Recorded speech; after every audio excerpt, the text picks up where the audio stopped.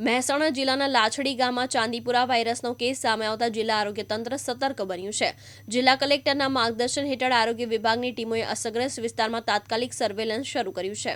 અત્યાર સુધી 183 ઘરોમાં સર્વે કરીને 821 લોકોના આરોગ્યની તપાસ કરવામાં આવી છે। ચાંદીપુરા વાયરસ મુખ્યત્વે સેન્ડ ફ્લાય એટલે કે રેત માખી દ્વારા ફેલાય છે અને ખાસ કરીને 15 વર્ષથી ઓછી ઉંમરના બાળકો માટે જોખમી માનવામાં આવે છે।